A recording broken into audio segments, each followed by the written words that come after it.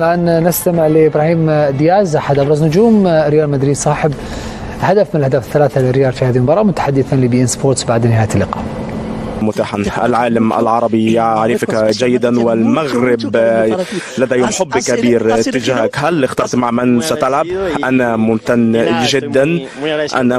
جدا لهم ولهذا الحب وكل من يتحدث عني، وهذا فقط ما يمكن أن أقوله. أنا ممتن جدا لهم، ولكن أنا ممتن لهم جميعا. أنا ممتن للجميع.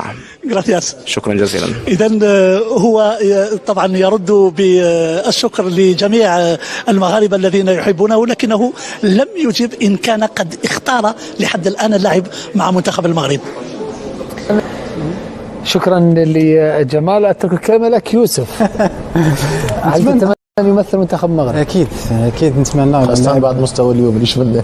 صح. لا بعد ضيع جمال يا بس والله في الفترة الأخيرة الحصول على مقعد أساسي في تشكيلة المغرب تقريبا نفس صعوبة الحصول على مقعد أساسي في تشكيلة منتخب إسبانيا. صح ولا محمد؟ لا أنا أصبحت على المستوى اللي قدمه منتخب المغرب وعلى المغرب أخرجت إسبانيا في كأس إسبانيا صحيح، وعلى الاستقبال وعلى يعني أصبحت الرغبة الكثير عند أبرز اللاعبين أوروبا، ليس فقط في إسبانيا ولكن حتى اللي من أصول مغربية، من أصول مغربية بطبيعة الحال، في فرنسا في هولندا، أن يمثلوا المغرب. نتمنى إن شاء الله. كان هناك كلام على أنه قريب جدا من اختيار منتخب المغرب. نتمنى إن شاء الله، لأنه لاعب شاب، لاعب مهاري، لاعب عنده كل الإمكانيات، يعطي الإضافة دائما للمنتخب المغرب. ودائما اللاعبين الموهوبين موجودين مغاربة، فقط يتم الآن إن شاء الله. هو لاعب موهوب، لأن الهدف للبعض قد يبدو سهلا لكنه كان هدف صعب، لأن ردة فعل سريعة، تمريرة سريعة. بالفعل محمد، لكن شوف أنه كان يركض بسرعة، حتى التمريرة جاءت تقريبا في التوقيت المناسب، يعني التوقيت وكذلك مع التسديد.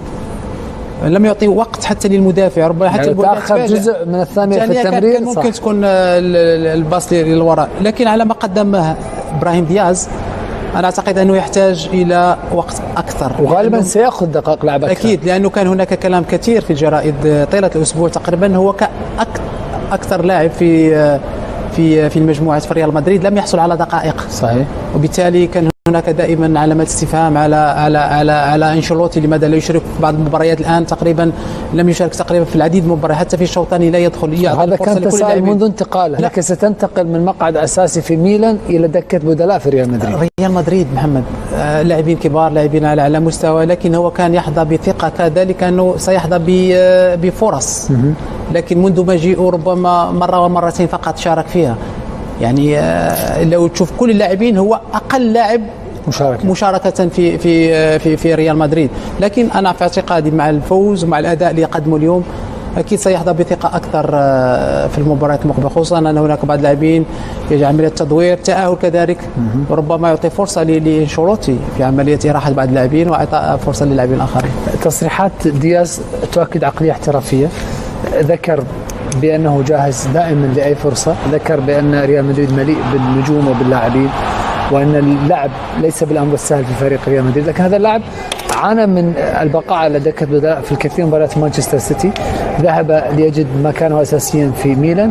وهناك بعض اللاعبين يصل لمرحلة من عمره ومن تجربته يريد أن يكون أساسيا في أي فريق يذهب له، ولكن مرة أخرى منافسة صعبة في الريال. هو الريال صعب أن يكون أساسي حقيقة كإمكانيات، والموجود في ريال مدريد صعب كان أن يكون هو من الركائز الأساسية في الفريق مع مستوى بيلينغهام. وحتى ونغير طريقة اللعب سيكون رودريجو، نغير عادي إلى 3 لاعبين، وسيكون بيلينغهام هو الحر، سيلعب مثلا إذا انتدب مهاجم سيكون فينيسيوس على الطرف ورودريجو على الطرف. من الصعب أن يمنح الفرصة كاملة. هو لاعب جيد لديه إمكانيات، لكن لو يذهب إلى فريق يلعب كأساسي هو أفضل لي، لأنه سنشاهد هذا اللاعب سيلعب لفترات، لما أنشيلوتي سيريح بيلينغهام أو يريح لاعب ثاني سيعطيه الفرصة، لكن من الصعب أن يلعب كأساسي. واللاعب عدو اللاعب الذي كنا شاهدناه اليوم متوهج، شاهدنا إمكانيات هذا اللاعب، لكن هذه الإمكانيات اللي شاهدناها إذا لا يلعب باستمرار يعني اللاعب سيفقد رتم المباريات. وهذا في لما يكون لاعب صغير ولديه إمكانيات، من الأفضل أن يكون هو المدرب في حوار مع يعني الآن أن يكون على دكة الاحتياط. اليوم الفرق ما بينه وبين جمال في برشلونة واضح أنه برشلونة يحافظ هذا اللاعب لأنه لا يزال 16 سنة، فيريد حفاظ هذا اللاعب لأنه لا يزال في طور النمو ولا يريد أن يتعرض للإصابات كما تعرض بيدري، ولذلك يتعامل مع جمال بطريقة ذكية، يعطيه في بعض الأحيان أساسي بعض الأحيان على دكة الاحتياط. لكن لما تشاهد جمال سيكون أساسي في برشلونة بعد فترة، وجيزة سيكون هو اللاعب الأساسي، لاعب صاحب مهارة إمكانيات كبيرة وواضح سن 16 سنة ما يقوم به، على عكس اليوم نتكلم على دياز. فأنا إذا هو اختار سيكون موجود في المنتخب المغرب، وهو ليس لديه يمكن الإمكانيات أن يكون في المغرب، والمغرب يستحق أن هذا اللاعب وسيعطي إضافة كبيرة للمنتخب المغربي بدون أدنى شك.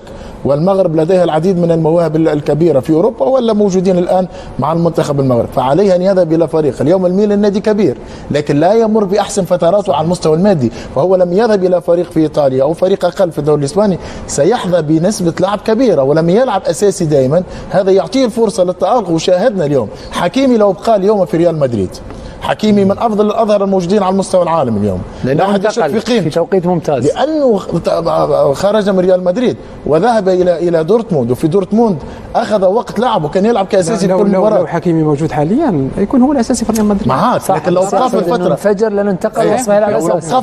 في الفتره التي كان فيها كارفاخال يلعب كاساسي وزيدان لا يعول عليه وزيدان غير مقتنع به بشكل كبير، فيمكن كان سيكون على دكة الاحتياط، ولم نشاهد حكيمي لنشاهده اليوم. فاليوم اللاعب هو الخيار لابد ان يكون ذكي. تحدثنا عن دياز، 24 سنة لهذا اللاعب عبد العزيز، ليس باللاعب الصغير. بلينغهام 20 سنة، هذا 24 سنة، وبالتالي الآن هو وقت اللعب بشكل أساسي. واليوم أكد مرة أخرى الجودة العالية التي نعرفها جميعا سواء عندما شاهدنا مع السيتي أو الموسم الماضي وقبل الماضي مع فريق ميلان. هو وصل لمرحلة جيدة من الخبرة، أنا أعتبر السن 24 عام ليس بالسن الصغير كما باقي اللاعبين الذين سيصبر عليهم ريال مدريد وممكن إعطاهم فرص كثيرة. هو أخذ الفرصة اليوم ولعب بشكل جيد، وأثبت بأن بإمكانه بأن يلعب أساسي، وبأن ريال مدريد سيستفيد منه.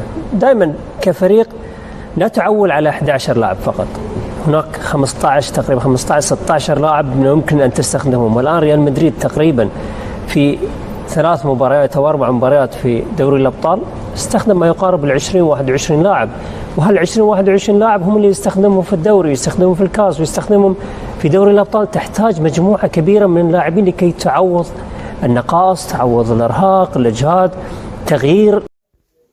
أشاد الإيطالي كارلو أنشيلوتي المدير الفني لفريق ريال مدريد بمستوى النجم إبراهيم دياز أمام سبورتينغ براغا في دوري أبطال أوروبا. وقال أنشيلوتي خلال تصريحة صحفية: إبراهيم دياز لقد أدى أداء جيدا للغاية، سجل هدفا وتم إلغاء آخر، لقد قام بعمل دفاعي ممتاز. ماذا يمكننا أن أقول؟ لا شيء، إنه يستحق اللعب أكثر قليلا والجميع يساهم. يجب أن ألقي نظرة فاحصة عليهم جميعا، إنهم جادون للغاية وإبراهيم محترف للغاية. وفي تصريحات لإبراهيم دياز لمراسل بين سبورت جمال جبلية عن إمكانية تمثيله للمنتخب المغربي مستقبلا، تجاهل اللاعب الرد برد صريح، حيث قال أنه ممتن للجماهير المغربية التي تسانده